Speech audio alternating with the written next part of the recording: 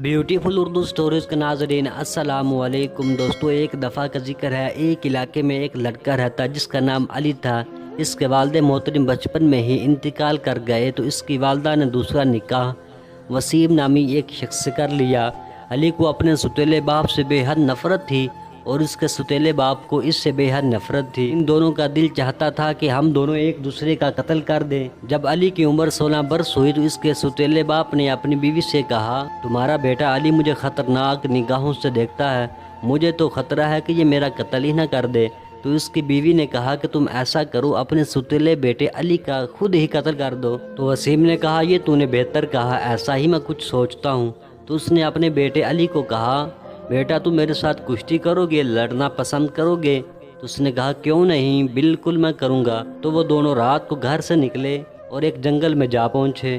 جیسے جنگل میں پہنچے وسیم نے کہا کہ مجھے تو بہت سخت بھوک لگ پڑی ہے، بیٹا تم ایسا کرو میرے لیے کھانا کہیں سے لے کر آؤ۔ علی نے کہا کہ کھانا کہاں سے لاؤں، رات کا وقت ہے، تمہیں چلنا ہی پڑے گا۔ وسیم نے کہا کہ میں ذرہ برابر نہیں چلوں گا، کھانا دو گے تو چلوں گا ورنہ میں یہیں پر ہی رہوں گا۔ علی نے کہا کہ اچھا بتاؤ پھر میں کھانا کہاں سے لاؤں؟ تو اس نے کہا کہ وہ دیکھ رہے ہو آگ جل رہی ہے، وہاں پر جاؤ، میرا نام لو اور تمہیں کھانا مل جائے گا۔ وسیم اس لیے اس کو وہاں پر بھیجنا چاہتا تھا کیونکہ اس کے دشمن وہاں پر رہتے تھے۔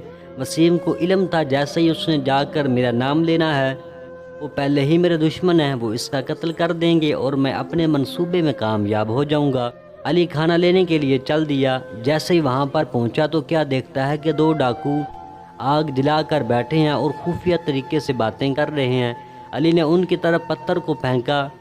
جیسے ہی ان کی طرف پتھر کو پھینکا ان دونوں نے علی کو دیکھ لیا اور وہ دونوں علی کی طرف بڑھے اور علی نے ان دونوں کو مار دیا۔ علی ان کا کھانا اور اونٹوں کو لے کر وسیم کے پاس جا پہنچا۔ جیسے ہی پہنچا اور جا کر سارا ماجرا بتایا، وسیم نے پیٹ بھر کر کھانا کھایا۔ وسیم نے کہا کہ رات بہت ہو چکی ہے، ہمیں چاہیے کہ ہم یہاں پر ہی آج رات آرام کریں، صبح کو ہم سفر کریں گے۔ تو انہوں نے طے کیا کہ ایک رات ایک پہرا دے گا اور دوسری رات دوسرا پہرا دے گا۔ رات کے پہلے حصے میں علی نے پہرا دیا اور وسیم سویا رہا۔ رات کے دوسرے حصے میں علی سویا اور وسیم نے پہرا دینا تھا۔ علی سو رہا تھا تو وسیم نے سوچا کہ یہ بہت اچھا موقع ہے، میں اس کو قتل کر دوں۔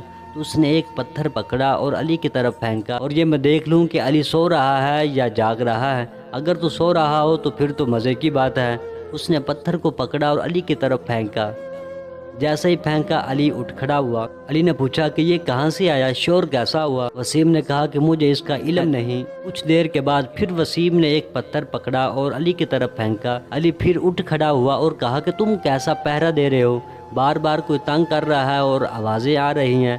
وسیم نے کہا کہ اب نہیں ہوگا۔ کچھ دیر بعد پھر وسیم نے پتھر کو پکڑا اور علی کی طرف پھینکا۔ پتھر جب علی کو پڑا تو علی اٹھا نہیں اور اس نے کہا کہ دیکھوں یہ پتھر آ کہاں سے رہا ہے۔ وسیم کو اس بات کا پختہ علم ہو گیا کہ علی اب سو رہا ہے۔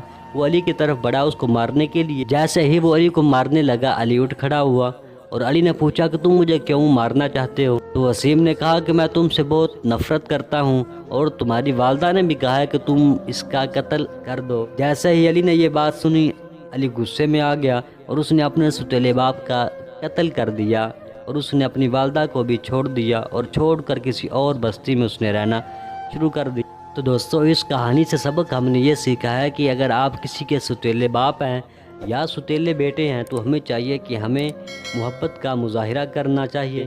تو دوستو ملتے ہیں نیکسٹ ویڈیو میں، تب تک کے لیے دوستو۔